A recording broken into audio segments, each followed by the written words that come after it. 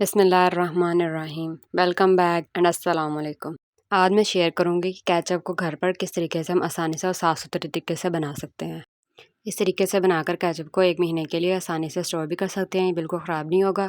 और फिर जब चाहें इसको निकालें और चिप्स के साथ, पकौड़ों के साथ, जिसके साथ चाहे आप इसको एंजॉय करें। बहुत ही मज़े का और टेस्टी केचप बनता है। बाज़ार से बेहतर केचप हम घर पर बनाएंगे। चले देखते हैं इसकी रेसिपी को कि हम कैसे बना सकते हैं। सबसे पहले आपने टमाटर ले लेने हैं और उनको आपने इस तरीके से हाफ कट कर देना है। 1 केजी यहाँ पे मैंने टमाटर लिए हैं और 1 ही प्याज हमने इसमें शामिल करना है और 15 से 20 जवे इसमें लहसुन की शामिल करेंगे और थोड़े से इसके अंदर खड़ा मसाला शामिल करेंगे। 1 स्टिक आपने इसमें दालचीनी की डालनी है, 3 लौंग डालनी है और 1 बड़ी इलायची डालेंगे। और साथ में 1 गिलास आपने पानी डाल देना ताकि अच्छे से गल जाएँ। इसको कवर करके आँच ऑन करके आपने इसको रख देना है, बस जब तक ये गल जाएँ अच्छे तरीके से। ये देखिए ये बिल्कुल अच्छे से गल चुके हैं। 15 से 20 मिनट में अच्छे से गल जाते हैं। अब आपने इनके छिलके निकाल देने हैं और जो भी हमने इसके अंदर मसाले शामिल किए थे उनको भी निकाल देना है। सारे टमाटर के छिलके निकाल दिए थे। अब इसके अंदर से दालचीनी, लौंग और इलायची भी हम निकाल देंगे। अब इसको अच्छे तरीके से ब्लेंड कर लेंगे। ये सारे मिक्सचर को आपने ब्लेंड कर लेना है, बिल्कुल एक जैसा पेस्ट बनेगा।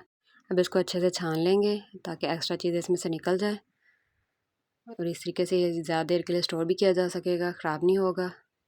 बीज वगैरह जो इस तरह की चीज़ें हैं वो सारी इसके अंदर से निकल जाएंगी। ये देखिए इस एक्स्ट्रा चीज़ों को आपने निकाल देना है। अब ये स्मूथ सा पेस्ट हमारे पास रेडी है। अब इसको दोबारा से हम पैन में शामिल करेंगे और इसके अंदर हम थोड़ी सी चीनी डालेंगे। 1 कप के करीब आपने इसमें चीनी डाल देनी है और थोड़े से टेस्ट के लिए आपने 1 टीस्पून इसमें रेड चिली डालनी है और 1 टीस्पून ही आपने इसमें सॉल्ट डाल देना है। अच्छे तरीके से इसको मिक्स कर देना है। अब इसके अंदर जब अच्छे तरीके से मिक्स हो जाएगा तो इसके अंदर आपने 1 कप सिरका का शामिल करना है। इससे एक तो अच्छा सा टेस्ट आएगा और दूसरा ये ख़राब नहीं होगा। तो इसको आपने अच्छा सा गाढ़ा सा कर लेना है, बस अभी और कोई चीज़ नहीं इसमें शामिल करनी है। अच्छे से इसको मिक्स करते जाना है और इसका गाढ़ा सा पेस्ट बना लेना है। ये देखिए जब ये अच्छे तरीके से पक जाए तो आपने इसको चेक कर लेना है कि ये हमारा रेडी है या नहीं। थोड़ा सा प्लेट के अंदर डाल के इसको चेक कर लेंगे। ये देखिए बहुत स्लो नीचे जा रहा है। अगर इसके अंदर पानी सा हो और लैदा हो जाए तो फिर आपने इसको और पका लेना है अच्छे तरीके से ताकि इस तरीके से गाढ़ा सा पेस्ट बन जाए। अब आपने इसको ठंडा करके इस तरीके से किसी जार में डाल देना है और इसको आपने एयर टाइट कंटेनर में डाल के अच्छे तरीके से इसको स्टोर कर लेना है। और इस तरीके से इसको फ्रिज में रख के स्टोर कर लें।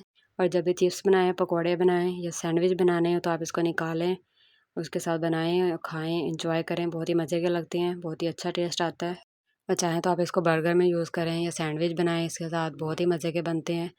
बहुत ही हेल्दी और घर वाली रेसिपी है। बाज़ार से बेहतर बनता है और टेस्ट बिल्कुल वैसा ही आता है। तो आप इसको घर में ही बनाएं और इन्जॉय करें। रेसिपी अच्छी लगे तो लाइक, शेयर और कमेंट करना बिल्कुल नहीं भूलना। चैनल को सब्सक्राइब कर लें ताकि इसी तरह की मज़े की रेसिपीज़ आपके साथ शेयर करती रहूँ। मिलते हैं एक नई रेसिपी के साथ। अल्लाह हाफिज़।